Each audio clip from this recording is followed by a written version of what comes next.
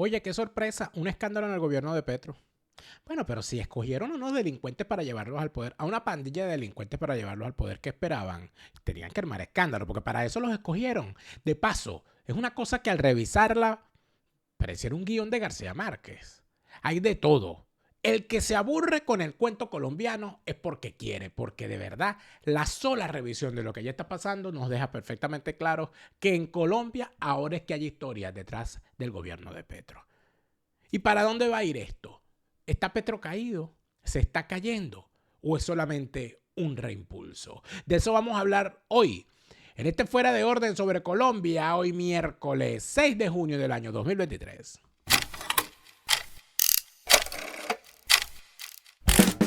Ese hombre sí critica, va de frente y no se calla.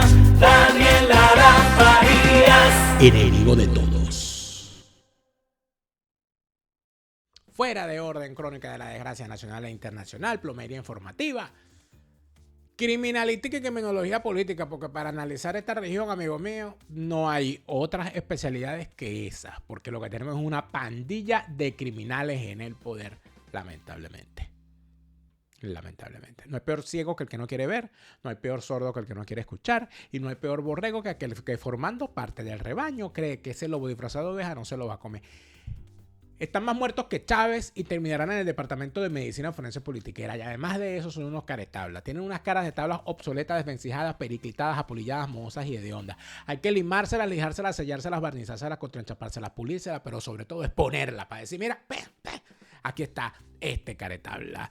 Gracias por estar de vuelta a su canal YouTube favorito de actualidad política venezolana, hispanoamericana, mundial, pero todo en español.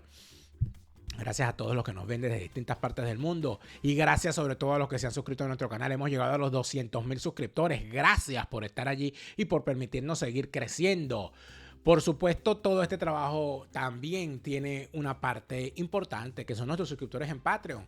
Patreon.com/delaraf. Patreon.com/delaraf. Es tu apoyo el que nos ayuda a seguir creando estos contenidos, seguir creciendo y por supuesto seguir avanzando en cada una de las cosas. Por supuesto que hay muchas recompensas. Ya esta semana reactivamos muchas cosas que logramos superar luego de algunas situaciones técnicas afortunadamente solventadas. Recuerda que nuestra página en Facebook tienes la oportunidad, para los que no les gusta YouTube, porque la propaganda es YouTube, porque me fastidia YouTube, bueno, tienes la opción en Facebook. Hay gente que se ha migrado a Facebook y le está yendo muy bien allí. Dale me gusta a nuestra página, facebook.com/delaraftv, o busca ahí en el buscador de Facebook Daniel Lara Farías y esta es la página oficial. Y por supuesto que allí tenemos todo lo que hacemos en el canal YouTube, también se publica allí. Gracias por estar acá. Te saluda Daniel Lara Farías, plomero informativo, enemigo de todos los malos, pero amigo tuyo. Y seguimos. Ay, Dios mío. Tanta cosa, ¿no? Tanta cosa.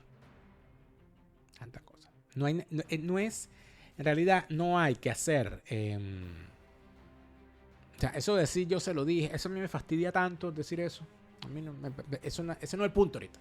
Porque ¿qué importa si se dijo o no se dijo? Lo que importa es lo que está ocurriendo. Lo que está ocurriendo, amigos míos, es una situación terrible que está viviendo lamentablemente Colombia. Y la situación que está viviendo Colombia es, en efecto, lo suficientemente lamentable como para pensar que a veces los países se niegan a revisar su propia historia para entender cuáles son las taras que tiene su sociedad política y su sociedad en general y hasta dónde puede llegar. Es imposible que, siendo la historia de Colombia y de Venezuela historias paralelas que pueden inclusive estudiarse como reflejo la una de la otra, es imposible que en Colombia las cosas no se dirijan irremediablemente hacia el establecimiento de un régimen con los mismos ribetes que el régimen chavista. A menos que haya un cambio trascendental de la historia, con Petro o sin Petro. Y eso yo lo veo de esa manera porque, sinceramente, estamos perfectamente claros que así como Chávez, siendo Chávez, y Chávez no era el problema, porque ahí sigue el chavismo, Petro no es el problema. Petro es un síntoma. Petro no es el problema. Esto se puede poner peor, amigos colombianos. Esto se puede poner peor. Y en momentos como estos, la cosa avanza, bueno, para donde ustedes menos se lo esperan. Para donde ustedes menos se lo esperan. Por eso es que es necesario estar alertas, ¿no? Siempre. Muy importante. La que ha estallado, fíjense que como yo eso inclusive aquí en este programa he hecho algunas explicaciones con respecto a eso, de cómo la política venezolana o la historia venezolana y la historia colombiana parten prácticamente del mismo núcleo. Si hablamos de los movimientos independentistas, desde las rebeliones de los comuneros del Socorro y las rebeliones de los negros venezolanos y las rebeliones de los campesinos principales o primeros que existieron, pasando por la propia guerra de independencia, que fue un fenómeno colombo-venezolano. Eso estudia muy poco. La guerra de independencia, ¿de dónde salieron los ejércitos y dónde estuvo el núcleo de esa guerra? En el territorio colombo-venezolano. Y eso es algo que no se puede ignorar. ¿Qué pasó? ¿Qué hicieron las sociedades colombianas y las sociedades venezolanas después de la guerra de independencia para construir su carácter republicano independiente? Entregarse a la protección de un caudillo. Caudillos militares en el caso de Venezuela, caudillos civiles en el caso de Colombia. ¿Qué hizo la sociedad en el año 48 cuando estallan? ¿O qué pasó en ambas sociedades? En el 48 estalla el Bogotazo. Pero también cae Rómulo Gallego como primer experimento o intento de construcción de democracia. Se fracasó allí. ¿Y dónde termina, ¿no? La sociedad colombiana y la sociedad venezolana? Llamando a un militar a que se encargue de forma consensuada, porque la llegada al poder de Pérez Jiménez fue consensuada, y la llegada de Rojas Pinilla en Colombia también. Y su salida también. Lo que pasa es que aquí se ha inventado mucha paja y se han establecido verdades que son inexactas.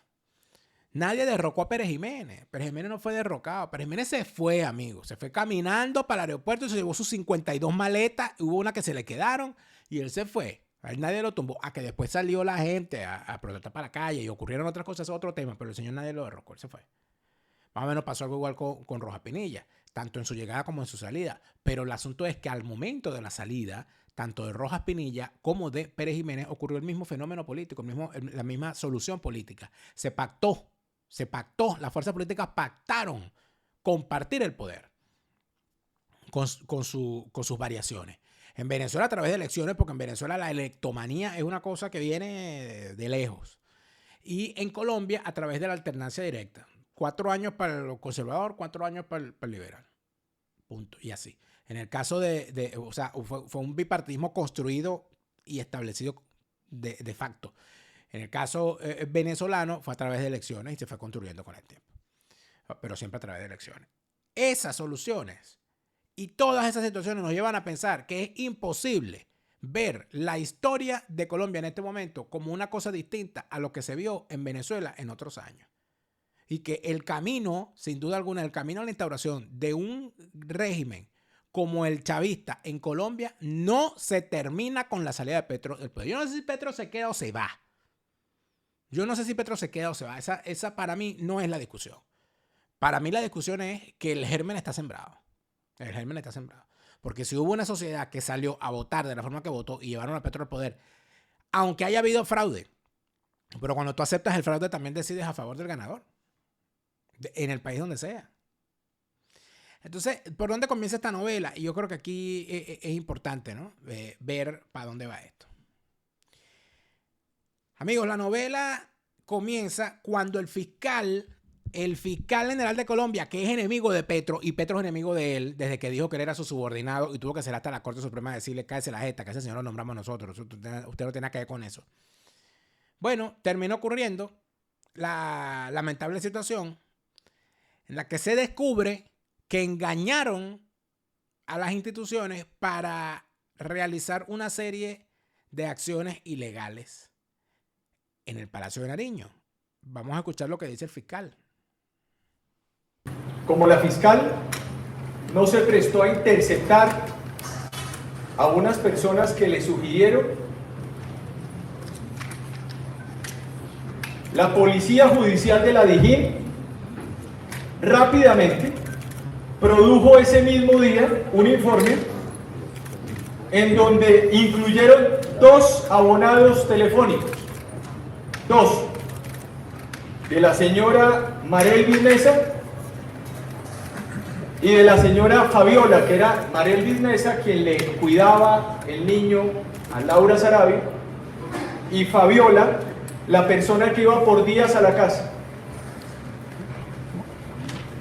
E intercepta, utilizando un informe ilegal, un informe de fuente no formal, señalan que la persona, Marelvis Mesa, es la cocinera de alias Siopas.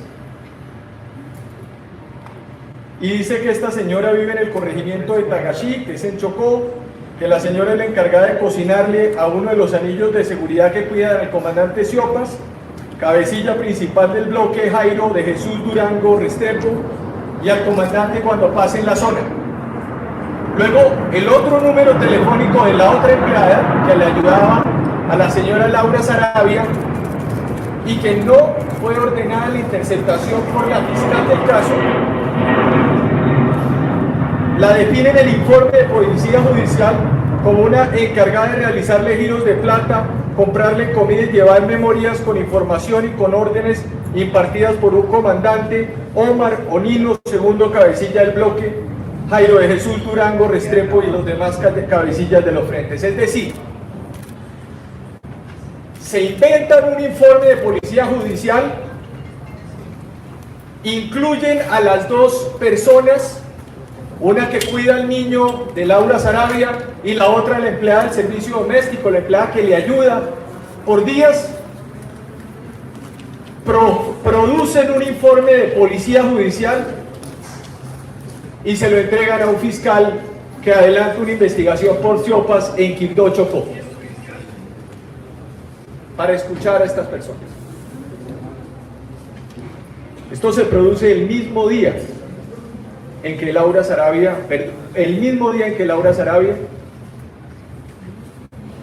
presenta la denuncia, la presenta, aquí tenemos la línea de tiempo. El 30 de enero se asignó la noticia criminal en la Bogotá y el mismo 30 de enero se inventan un informe de policía judicial para interceptar ilegalmente a estas 2 personas en una investigación de el Clan del Golfo y cuyo único propósito era escuchar a estas 2 personas, la empleada que le ayudaba de por días a Laura Sarabia y la niñera que le cuidaba el niño a Laura Sarabia, jefe de gabinete de la Presidencia de la República. ¿Quién firmó el informe? Lo firmó un miembro investigador criminal de la Policía Nacional. Recuerden ustedes que la Policía Nacional está adscrita o su jefatura es de la Presidencia, o mejor, del Ejecutivo. Esta práctica era una práctica que nosotros incluso intentamos corregir en la Fiscalía General con la Directiva 004 de 2021, porque cada interceptación en Colombia tiene que tener unos motivos fundados y deben ser documentados con elementos probatorios que permitan inferir que esas personas están participando en actividades delictivas. No puede admitirse desde ningún punto de vista que estas prácticas de violación de los derechos fundamentales de los colombianos sean aceptadas en Colombia. Lo que acabo de decirles a ustedes es tremendamente grave para la democracia colombiana. Esto no es un asunto de carácter personal entre un funcionario y otro funcionario. Estos son evidencias. Bueno, se puede decir más fuerte, pero no más claro.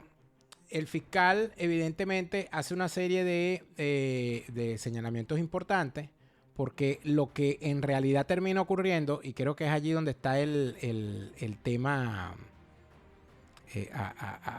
a comprender, es que lamentablemente estos tipos, que se me perdió aquí estamos. Okay. Estos tipos, ¿no? ¿Qué fue lo que hicieron? Estos tipos, amigos míos, parece ser que a esa famosa Laura, que es la jefa de gabinete, es decir, como el equivalente en Venezuela sería ministro de la Secretaría, ¿no? Bueno, se le perdieron unos reales en efectivo y ella quería saber quién se los había robado y sospechaba de la niñera y de la cocinera. Y entonces hizo, o de una señora, sí, de una niñera, un personal de servicio. Entonces ella hizo pasar, hizo que le hicieran, pidió que le hicieran un informe en el que acusaba a estas dos mujeres de ser parte de una organización delictiva, de trabajar para unos delincuentes, para unos capos, para que así autorizaran la interceptación de sus llamadas telefónicas.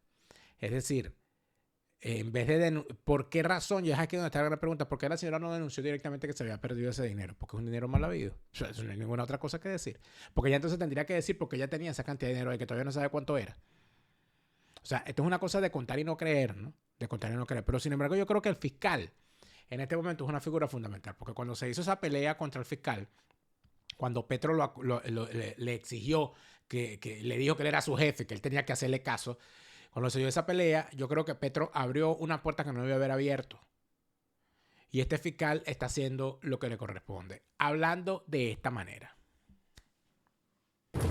Señor fiscal, una de las personas que hizo referencia a este capítulo de chuzadas que usted, digamos, hoy confirma, fue el embajador de Colombia en Venezuela. En la reciente declaración, él va a ser citado a que amplíe la información que tenga también en torno a este episodio y frente a todo el capítulo de origen que, digamos, se ha denominado como Laura Sarabia y su exniñera. Sí, va a ser citado el embajador Benedetti a que nos ayude a poder también corroborar algunos de los elementos que tenemos. El problema es que cuando llamen a ese señor, la cantidad de barbaridades que va a decir no te quiero yo ni contar. Porque el tipo, bueno, ya vamos a hablar de esa, ya vamos a hablar de todo lo que el señor ha dicho. Pero yo creo que aquí hay una cosa muy importante. Estamos hablando de que hay tantos delitos unidos en uno solo. O sea, que no se puede terminar. Porque yo vuelvo a la pregunta. Esta señora mandó a espiar a dos domésticas, a dos personas que hacían servicio doméstico, ahí en el Palacio de Nariño. Porque se perdieron unos reales y ella piensa que se la robaron ella, que esos reales se los robaron ella. El gran punto es, ¿por qué si hubo un robo en las instalaciones no se llamó a la policía y se dijo, mire, se perdió aquí algo, necesitamos investigar? Sino que se inventó que estas mujeres que trabajaban para no sé cuál capo para que las espiaran y saber qué decían, para ver si eran ellas las que se habían robado la plata. ¿No era más fácil decir se robaron una plata? No era más fácil. Porque si decían que se había robado una plata, tenían que justificar por qué razón había esa cantidad de dinero en efectivo dentro del palacio, que todavía no sabemos cuánto es. Y por qué esa señora cargaba esa cantidad de dinero en efectivo. Parece que les encanta el efectivo a ellos, ¿no? Pues, qué raro, qué sorpresa. Por supuesto, Petro sale y dice una cantidad de barbaridades que yo les digo sinceramente que yo ya estoy dudando inclusive de su sanidad mental, de la cual siempre dudé. Pero ahorita la cosa va, por supuesto, muchísimo más lejos. ¿Qué estará pasando ahí? ¿Qué es lo que está pasando? Lo que está pasando en Venezuela lo estamos contando en nuestra carta cifrada de toda la semana. En la carta cifrada del día lunes, de ayer lunes, hablamos de cómo hay toda una situación alrededor de Padrino que no lo deja dormir, porque hay un aspirante. ¿Quién es el aspirante que no deja dormir a Vladimir Padrino López? Eso lo hemos contado en la carta cifrada semanal de esta semana, la primera del día lunes. Nuestra carta cifrada semanal es un informe, es un análisis exclusivo para nuestros suscriptores del Plan Full en Patreon. Suscríbete a nuestro Patreon en el Plan Full y podrás obtener este análisis 2 veces a la semana, los lunes y los viernes, revisando la actualidad nacional.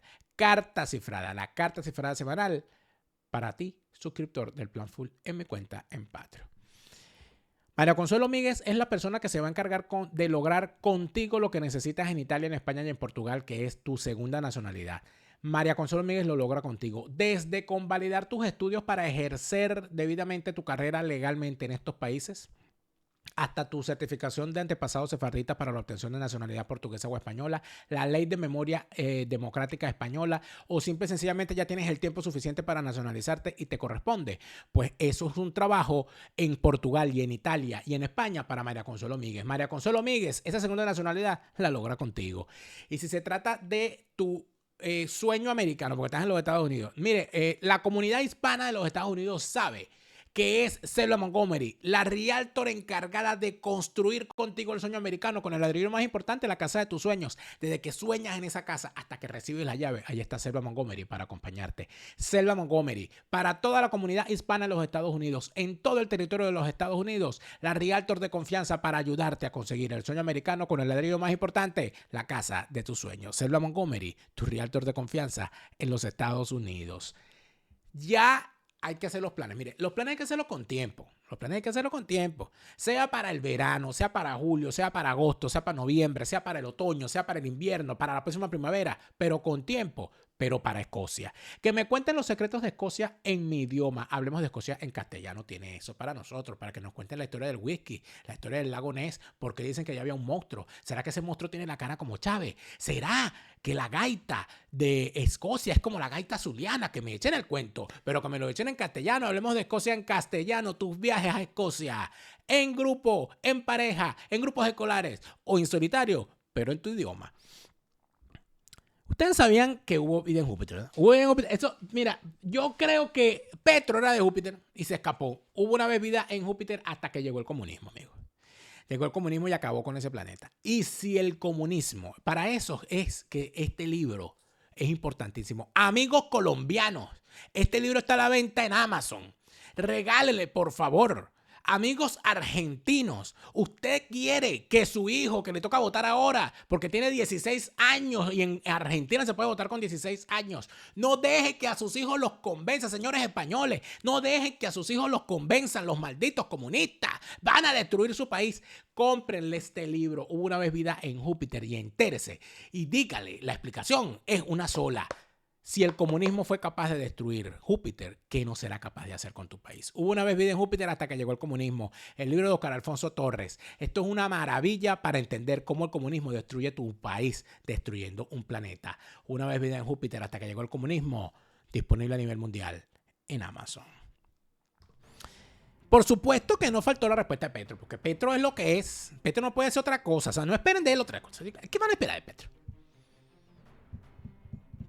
¿Qué van a esperar de Petro? Petro es Petro. Y por supuesto, el estilo siempre es el mismo. O sea, ese estilo jaquetón, chico. Ese estilo de guapo de barrio. De aquí estoy, vengan. Pero a mí lo que más me llamó la atención y lo que más me indignó fue que este discurso de Petro lo dio en un evento militar. En presencia de militares, inclusive intentando llevar a los militares a la diatriba, para que ustedes tengan idea de hasta dónde es capaz de llegar Petro. Vamos a escuchar con atención las cosas que dice el señor.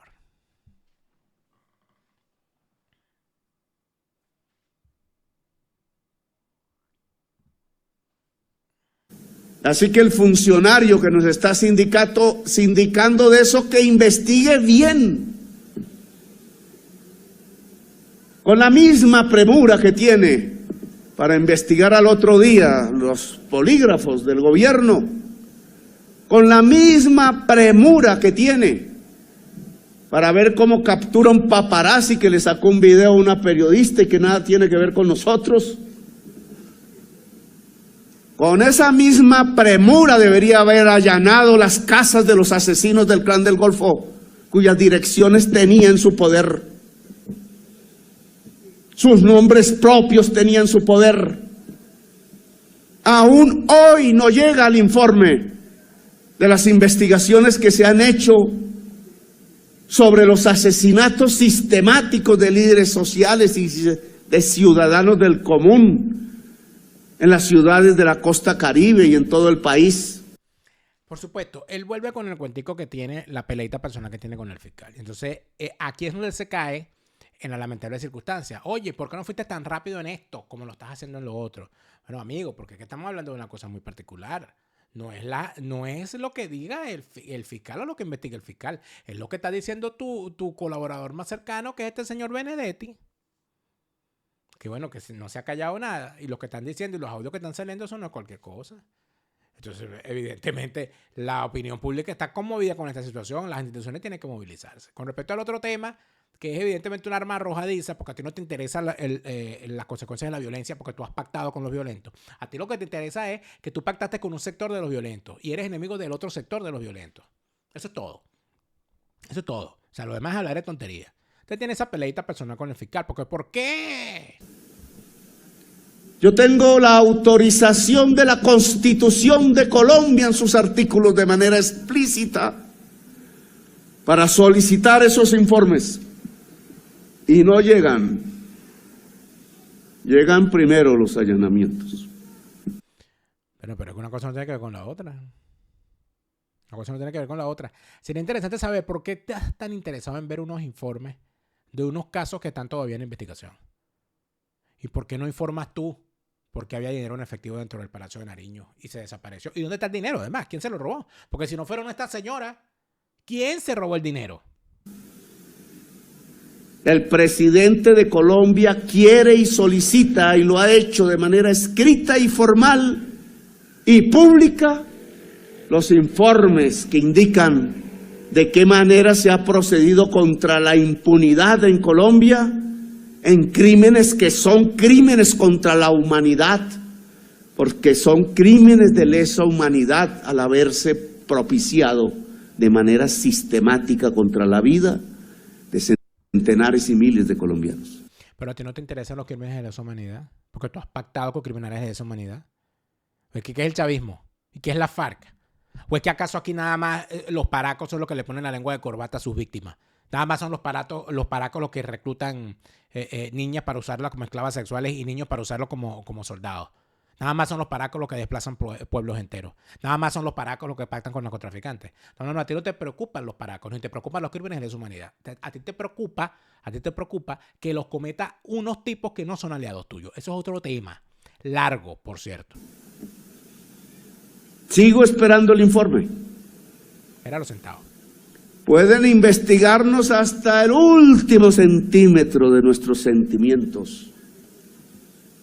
Pero entrégueme el informe sobre lo que se ha hecho contra la impunidad. Bueno, ese informe que se ha hecho contra la impunidad que exige este señor, además, y él dice, nos pueden investigar, pero el tipo intenta arrastrar, y esto es sumamente grave, arrastrar a los militares a la diatriba política, y lo hace de la siguiente manera. Estamos tranquilos, por tanto. No tenemos ningún temor, ministro de Defensa. Podemos ir al Congreso. Ustedes, señores generales, almirantes, si alguna vez de alguno de nosotros en el gobierno civil les llega una orden inconstitucional, tienen toda la autorización para ir allá a algún medio de comunicación y denunciarlo. Imagínate tú lo que está haciendo este hombre. Imagínate tú lo que está haciendo. O sea, agitando a los militares. Diciéndole a los militares, bueno.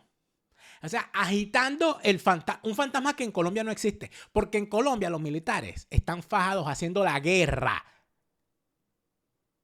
Defendiendo a la nación colombiana contra los aliados de Petro. Que son la FARC, el ELN, el EPL y las FBL. Y el poco de delincuentes que hay ahí. Que ahora hasta se está filtrando que hasta le financiaron la campaña. Imagínense usted la desgracia, ¿no? Eso le está diciendo a los militares, bueno, o sea, agitando ese fantasma. Los militares colombianos no están en esa. Los militares colombianos no están intentando meterse en política. Los militares colombianos están demasiado ocupados siendo militares y cumpliendo con el deber que tienen como militares, que es enfrentar a los enemigos de la nación, a los enemigos de la república. No, es que esto es lo que a mí, en realidad, me tiene verdaderamente preocupado. Es el tema de hasta dónde es capaz de llegar esta lacra. Porque el bicho, a él no le importa ser un kamikaze. Acuérdense que ya lo sacaron de la alcaldía de Bogotá cuando fue alcalde. Por un carrito chocón. A él no le importa que lo saquen. A esta gente no le interesa gobernar. Oye, no, pero ¿por qué no es más comedido? Porque no les interesa gobernar. A ellos les interesa jalar el mantel de la república y venirse con todos los platos. destruir la nación, destruir la institucionalidad, destruir la república, cueste lo que cueste. Esa es la labor de ellos, tan sencillo como eso. No lo consideraré una insubordinación, es su derecho y es el derecho del pueblo. Este gobierno respeta los derechos humanos del campesino, de la campesina, del obrero y del opositor. Pero es interesante que tú digas que respetas los derechos humanos cuando hubo una violación de los derechos de las dos señoras empleadas domésticas a las cuales se les sometió la prueba del polígrafo y a la intervención de sus teléfonos, y de paso se las calumnió diciendo que para armar un caso, que ellas y que trabajaban, le dijeron a la policía que ellas y que trabajaban para la fiscalía, que ellas que trabajaban para el narcotráfico y que había que intervenir en los teléfonos. Oye, tremendo respeto a los derechos humanos, tremendo respeto a los derechos individuales, tremendo respeto al debido proceso que tiene ese gobierno maldito tuyo. Es mentira. Y hablando a nombre de los campesinos, ¿no? Oye, pero tienes 2 sirvientas y a las 2 las maltrataron, ¿vale? Entonces es estupidez estos bichos. Y no debe haber ninguna duda al respecto. Ninguna. Y mientras se investiga, mi funcionaria querida y estimada y el embajador de Venezuela se retiran del gobierno para que desde el poder que implica esos cargos no se pueda tener ni siquiera la desconfianza de que se va a alterar los procesos de investigación, que no nos corresponden a nosotros, le corresponden a las autoridades competentes para ello. O sea, él dice que lo va a retirar porque ellos no van a intervenir. ¿Y qué está haciendo él con el otro caso? Está pidiendo unos informes y está acusando además al fiscal de haber ayudado a cometer crímenes de lesa humanidad. Entonces, ¿el problema es el embajador y la ex jefa de gabinete o el problema es el presidente? Esa es una de las grandes preguntas que hay que hacerse. En realidad no podemos perder el ojo de la pelota.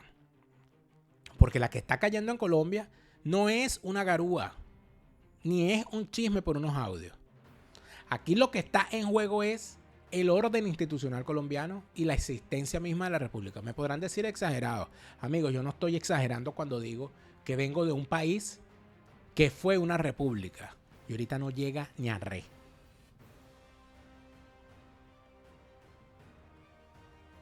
Donde la nación venezolana se fue de las fronteras, por lo menos en 1/3 de su población. 8 millones de venezolanos ya contabilizados fuera de las fronteras de Venezuela. Muchos de ellos en Colombia, muchos de ellos idos a pie. Entonces no nos vengan a decir que estamos siendo exagerados, amigos, después de habernos llamado, después de haberle dicho nosotros exagerados a los exiliados cubanos que nos decían Chávez va a ir por el mismo camino de Fidel Castro y ustedes se van a arrepentir. Y aquí estamos, muchos en el exilio. En tal sentido hay que entender que lo que ocurre en el seno de la sociedad colombiana es mucho más grave que la presencia o no de Petro en el poder.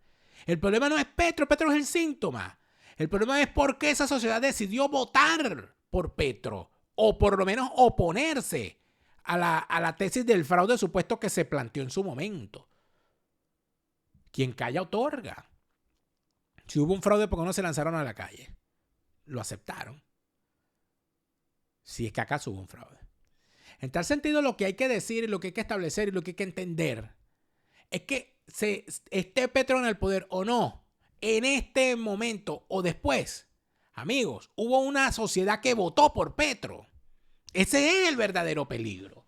Las razones de esa sociedad para votar por un tipo como Petro, que no se escondió en ningún momento y que en todo momento dijo qué era lo que hacía y qué era lo que quería. Un tipo con prontuario.